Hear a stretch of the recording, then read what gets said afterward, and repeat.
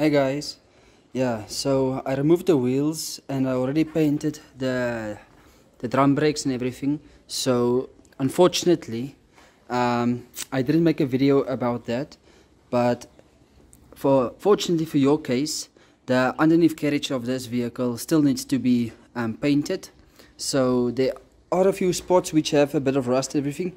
For your information, this is a Ford Bantam 2006 1600 XLT model. So yeah, it was a workhorse bakkie, so it was a bit neglected, but yeah, as you can see, everything it's starting to look the way it's supposed to. The axle itself also needs to be sanded down and thinners to remove all the dust and everything, and then it will also be painted. Once I'm underneath the car, as you can see, the fuel tank, it's actually pretty in decent shape once you actually, clean it. So yeah, then the next step is going to clean this undercarriage. Now, as you can see, there's a few rough spots here, like here for instance, where there's rust, whereby it will need to be sanded down and yeah, going to be properly painted again. So the aim is for the chassis on both sides to become clean and resprayed everything so that it can be protected for another 15 to 10 years. So as you guys can see, this is the tools we are going to require to do the job. This grinder, hi guys, so as you can see, this is the equipment we are going to be using. Sanding paper. So this is going to help us to get into the tight spots whereby we can't get into with the grinder. The grinder is using a sanding disc pad. So this is just creating the job a lot easier. I know not everyone has an angle grinder, which you will have to use the sanding paper for, but this I'm just going to create this because it's just going to make my job a lot easier. This is for the scrubbing down. First, I'm going to spray down the whole undercarriage of the vehicle with a Bliksem degreaser. I'm going to dilute it to 1 to 2, 1 part Bliksem and 2 parts water. Then I'm going to show you guys that this aerosol cans can also work. It doesn't actually quite matter because remember, it's your undercarriage. It's not actually going to be scuffed up against rocks and everything because yeah, it's not a 4x4 as you can see. But yeah, this will also help it to protect it and everything. I'm gonna take 3 coats of that, but after washing it with the degreaser and everything, after sanding it down and grinding it down, you will need to use thinners to remove all the dust particles and everything, just to remove any oils and greases. Otherwise the paint won't adhere to the surface. It already has an adhesive compound already inside the paint, so you don't need to worry about that. Most of these aerosol type cans, they are like that. And yeah, eye protection so that we can protect our eyes.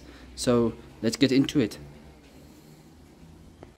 Yes guys, currently my vehicle is on the axle, lifted up with the jack, with the hydraulic jack, also with the scissor jack just there for support. So just for in case one of the jacks fails, it can just rest on the other one. But remember, we are lifting up the backside, which means your handbrake won't be connected. So always block off your front wheels. Please be safe.